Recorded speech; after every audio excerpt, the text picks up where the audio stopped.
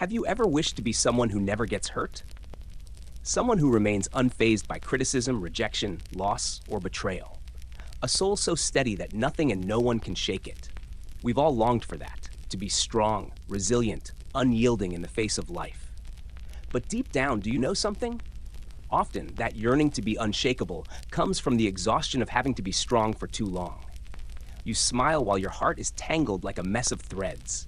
You act like you're fine, while inside you're slowly falling apart. You brace yourself so others won't see your vulnerability, out of fear of being judged, left behind, or that if you break, no one will catch you. And so you put on a mask of indifference, of coldness, of apathy. You think, if I don't care, I won't get hurt. But that's an illusion. In truth, hiding your emotions doesn't make you stronger. It only makes you lonelier. Every time you suppress your feelings, you abandon a part of yourself. You are not weak because you feel pain. You're just human. And to be human is to get hurt. It's part of the journey. What we truly seek isn't numbness, but inner strength. Not apathy, but clarity. To know who we are amid emotional storms. Not avoidance of pain, but the courage to face it without being consumed. Invulnerability doesn't come from closing your heart, but from opening it, to face, to feel, to heal. When you accept even your fragile parts, you no longer need to force yourself to become someone else. You only need to be yourself, whole, enough, and strong in a way that doesn't need to prove anything to the world. Because the truth is, a soul that has been hurt, that has risen from its own ruins, is the soul that truly cannot be shaken. We often believe that if we avoid pain, if we pretend not to feel anything, if we try to hide what's cracking inside, it will simply disappear. That if we're strong enough to not care, then the pain will no longer affect us. But the truth is, the more we avoid pain, the more power it has over us. What remains unseen quietly takes the wheel from within. You think you're in control of your life, but in reality, it's the suppressed emotions and unhealed wounds that shape how you react, how you love, how you trust, or fear. You're not afraid of being hurt by others. You're afraid they'll touch the very wound you've been hiding. We become hostages to the external world, swayed by someone's words, thrown into panic by rejection, crushed by seemingly small actions. Not because these things are inherently cruel, but because they strike the parts within us that have yet to heal. And here's the key. True resilience doesn't come from building walls, from forcing numbness, or from avoidance. It comes from facing yourself, even the darkest, weakest, most vulnerable parts. You don't need to become a fortress to keep others from hurting you. You only need the courage to look pain in the eye, to listen to it, understand it, and integrate it into who you are. Carl Jung once said, "We are not harmed by what happens to us, but by how we respond to it." When you understand yourself, why you hurt, why you fear, then others' actions lose their power over you. Avoiding pain doesn't spare you from suffering. It only robs you of your freedom. But when you dare to look inward, you're no longer a victim of your emotions. You become their guide. And it's from that very place, where darkness is illuminated, where wounds are acknowledged, that you begin the journey to true freedom. Have you ever thought that it was the other person, their careless words, cold silence, or acts of betrayal that caused your pain? That if they had acted differently, you wouldn't be hurting so much? The truth may be more brutal. They didn't hurt you. It's the unhealed wound within you that's still bleeding. What others did was merely touch that sensitive spot, awakening memories, emotions, and fears you thought you had buried. The real pain doesn't lie in the present, but in your reaction to it, shaped by the past. A criticism might mean nothing to one person, but feel like a dagger to another, because it doesn't hit your logic. It strikes the internal story you've been telling yourself. I'm not good enough. I'm always abandoned. I don't deserve love. And when you believe in these stories, almost anything others do can feel like proof to reinforce them. Carl Jung once said, "We are not hurt by what happens to us, but by what it awakens in us." And that's the truth. The pain isn't out there. It's in you. But this isn't a condemnation. It's a liberation. Because if suffering comes from within, then healing can begin from within too. You don't need to wait for others to apologize, to change, or to love you enough. You only need to turn inward. to listen to those old wounds, to understand them, instead of letting them silently dictate your emotions and actions. You can choose to rewrite your story from someone who is always hurt to someone who understands why they're hurting and therefore no longer driven by pain. When you change your relationship with yourself, the outside world loses its grip on you. And that is when true healing begins. Have you ever felt exhausted from always trying to please others? You strive to be kinder, more understanding, more capable, hoping that if you're good enough, strong enough, lovable enough, then others won't hurt you? But still, they do. They still criticize, still go silent, still walk away. And once again, you ask yourself, what did I do wrong? The truth is, you did nothing wrong. You're simply trapped in an illusion. The illusion that you can control how others treat you. You can't. No one can. Control is a dangerous illusion. It keeps you in a constant state of tension, always alert, always adjusting yourself, just to avoid being hurt. But no matter how perfect you become, you still can't stop the world from turning in its own unpredictable ways. The only thing you can truly control is your response, your inner world. True freedom doesn't come from controlling others. It comes from realizing this truth. No word, action, or silence from the outside can hurt you, unless there's an unhealed wound inside you for it to touch. When you begin observing yourself, understanding what hurts you and why you react the way you do, you slowly take back the power the world once held over you. You stop living in reaction and begin living with awareness. Carl Jung once said, "Nothing from the outside can hurt you unless it finds something inside that allows it to." And that's the key. It's not someone's silence that hurts you. It's the fear of abandonment within you, speaking up. It's not the criticism that wounds you. It's the hidden belief that you're not good enough, being triggered. Remember this, you cannot change the world, but you can change the way you walk through it. And from the very moment you return to take ownership of your inner self, that's when true freedom begins. Have you ever wondered why sudden emotions like anger, sadness, or anxiety arise without any clear reason? Why sometimes you find yourself asking, why did I react so strongly to such a small comment or event? The answer lies deep within you, in a part you may not have noticed, your subconscious, or as psychologist Carl Jung called it, the shadow. The shadow is not something mystical or far away. It is made up of all the parts of yourself that you have rejected, suppressed, or hidden deep in your unconscious. These can include old wounds, negative emotions, weaknesses, even desires or cravings that you don't want to admit exist. Though hidden, the shadow influences you more powerfully than anything else, in ways you often don't recognize. It shapes how you see the world, how you react to others, and even how you treat yourself. It's the shadow that makes you feel deeply wounded by things that seem minor on the surface. Carl Jung once said, "Until you make the unconscious conscious, it will direct your life, and you will call it fate." The deeper meaning of this is clear. If you don't recognize, face, and understand your shadow, you will be silently controlled by it, living a life directed by the very parts of yourself you've tried to deny. You'll think your emotions and reactions are caused by outside events or destiny, when in truth, it's your unseen inner world pulling the strings. So, how do you break free from the shadow's control? The answer is to make the unconscious conscious. You must be brave enough to face the dark parts within you, to accept them, to integrate them. When you know who is really running the show inside you, you stop being a victim of fate and become the true author of your life. This is not easy work. The shadow often contains things we fear, deny, or feel ashamed of. But when you can embrace both your darkness and your light, you discover a strength within you that nothing can shake. The shadow is not your enemy. It is a crucial part of becoming your whole self, a key to unlocking inner freedom and living in authenticity. Have you ever thought that to be strong, you must become tough, cold, and unaffected by emotions? That a person who doesn't get hurt is someone who no longer feels pain, sadness, or weakness? In reality, that's a common misconception. True strength isn't about being emotionless or detached. Being strong doesn't mean not feeling or reacting to what happens around you. On the contrary, It means knowing yourself so well that you're no longer ruled by emotions, no longer swept away by emotional waves that throw you off course. Carl Jung, the renowned psychologist, pointed to a profound path to true inner strength: integration, the process of understanding and accepting both the light and the shadow within us. He called this process individuation. Individuation doesn't mean becoming flawless or perfect.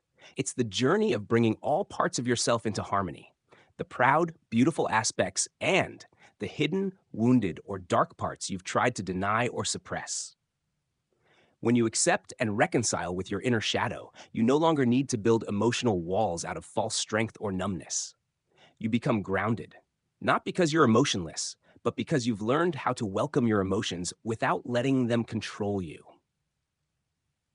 Strength comes from being honest with yourself, from no longer being afraid to face your pain, imperfections, or uncomfortable feelings. When you can embrace all parts of yourself, you're no longer easily shaken by criticism, disappointment, or hurt from the outside world. And that also means you don't have to exhaust yourself trying to please others or uphold a false image of being invincible. True freedom comes from within. When you're no longer a victim of emotions, but their master, the one who leads your life with deep awareness and courage.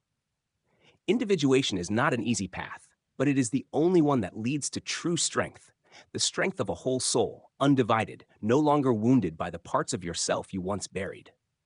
Remember, strength is not a frozen wall shielding you from emotions. It is a warm flame that lights your path, no matter how hard it gets. When you integrate both your shadow and your light, nothing and no one can shake you. Many of us see emotional pain and suffering as enemies, something to avoid or eliminate as quickly as possible. When we feel sadness, despair, or hopelessness, we often try to deny or escape those emotions, wishing they would disappear. But is that truly the right way? Carl Jung, the great psychologist, had a profoundly different perspective on suffering. He once said, "Depression is like a lady in black. Don't shoo her away. Invite her in, offer her a cup of tea, and listen to what she has to say." Pain is not simply punishment or a sign of failure. Suffering is the voice from the deepest part of your being, a message, a call for transformation. It signals that something inside you needs to be acknowledged, healed, and changed. Emotional pain often appears at the turning points of life, an invitation to grow, to evolve, and to become a more authentic version of yourself. It could be the crumbling of old beliefs, the breaking of limiting habits, or the surfacing of shadow parts you've long avoided. So instead of fighting pain, consider changing your perspective. See it as a strict yet compassionate teacher, here to open your eyes, awaken you, and lead you deeper into your soul. When you dare to face it, to feel it, to truly listen, you may discover that even in your darkest moments, there is hidden strength, a small light within you waiting to rise. Suffering is not the end, it is the beginning of self-discovery, of healing, of rebirth. When you stop fearing it, when you stop running from it, you'll see that every wound holds the potential to become a source of energy, helping you live a fuller, truer life. So next time pain comes to visit, don't rush to push it away. Sit with it, listen, be open. You may find in its quiet whispers a precious message, a doorway to freedom and your true inner strength. Many people mistakenly believe that enlightenment or spiritual awakening is a magical state, a final destination where life becomes entirely peaceful, free from suffering and turmoil. But the truth is far from that. Enlightenment is not a fixed endpoint that you reach once and then remain forever serene. It is a journey, a continuous process, a conscious choice you make every single day. Awakening, or what we often call enlightenment, requires the courage to face yourself. It's not merely about seeing the surface. It's about bravely diving deep within, looking straight at the shadows, the hidden corners you often try to ignore or suppress. It means embracing every part of who you are, your fears, your weaknesses, your anger, your longings, and your hopes. More importantly, awakening is about taking responsibility for your emotions, not blaming others, circumstances, or fate. You begin to understand that emotions are not just things that happen to you. They are energies you can recognize, manage, and transform. Instead of letting emotions pull you into old patterns of reaction, You pause, observe, and respond with awareness and compassion. Every day brings you the choice. Will you continue living in unconsciousness, driven by pain, anxiety, and old habits? Or will you choose to wake up, to see clearly, and live with greater presence in each moment? This choice is not always easy. There will be times you stumble, grow tired, or want to fall back into your old ways. But what matters is that you know you're on the path, and you know when to rise and take the next step forward. Enlightenment is not about becoming perfect or free from suffering. It's about being able to sit with your truth, not avoiding, not denying, but meeting life as it is, with honesty and presence. That is spiritual maturity. That is the inner strength that allows you to walk through any storm with calmness and deep understanding. So don't wait for a miraculous moment of enlightenment to arrive. Make every day a step on your awakening journey. By looking within, recognizing yourself clearly, and taking full responsibility for your life. That is where true power lies. That is where true freedom begins. So don't mistake self-defense for true strength. The only path to genuine resilience is living with clarity, awareness, and deep self-acceptance. That is the real shield that protects you from life's storms. When you truly know yourself, the outside world has no weak spot left to strike. Many people believe that to become strong, we must build thick armor to defend ourselves by shutting down emotions, hardening our hearts against pain. They think that as long as they appear tough, cold, and unshakable, no one can hurt them. But the truth is, trying to protect yourself in this way doesn't bring true strength. It only exhausts and isolates you. Emotional strength doesn't come from denial or hardness. It comes from clarity and deep awareness of yourself. When you truly understand the root of your pain, when you stop running away or rejecting parts of yourself, and instead face and embrace them, that is when you begin to build a real shield, the shield of consciousness and acceptance. Deep awareness helps you stop being blindly controlled by negative emotions. You no longer react automatically from old wounds or invisible fears. Instead, you know who you are, understand your limits, and no longer allow the words or actions of others to dictate your worth. The world may still try to hurt you, but when you've made peace with your pain, no external force can awaken a wound that has already healed. This is not numbness or cold detachment. It is wholeness, a kind of inner strength that no one can take away. With this awareness, you become someone who cannot be easily broken. You may still feel the pain, but it no longer has the power to destroy you. You may hurt, but you don't collapse. You may be wounded, but you do not lose yourself. To become whole, to truly understand and accept yourself, is not just an ideal, but a profound and challenging journey. This inner transformation, the process of facing your shadows and the deepest wounds within, marks a pivotal turning point in your life. And along the way, you will inevitably discover one difficult truth. You will begin to outgrow old relationships and environments that no longer align with who you are becoming. This is not mere isolation, it is growth. When you start living authentically, you no longer fit into spaces or with people who only accept a partial or masked version of you. Relationships built on pretense, environments that nourish superficiality will feel foreign, even burdensome. You'll feel like a stranger in a familiar world because you have changed, but everything around you remains the same. The loneliness on this path is almost inevitable, but it is not a painful emptiness. It is sacred space, a space where you can finally hear yourself, grow from within, and rebuild your identity on the foundation of truth and freedom. This quietness is like an inner revolution. You slowly peel off the masks, let go of invisible constraints, and embrace your whole self with all your vulnerability, light and shadow. It's important to understand that this distance is not a sign of failure or abandonment, but a necessary step in finding the right places and the right people who truly resonate with your wholeness. People who accept all of you, not just a curated version. Only when you're brave enough to step outside your comfort zone, to embrace this temporary solitude, can you truly grow. Only then can you live without inner conflict, without having to fight yourself every day. The journey to wholeness is a lonely one, but It is also the only path that leads you to true freedom and deep peace. It is a courageous, essential, and profoundly valuable path.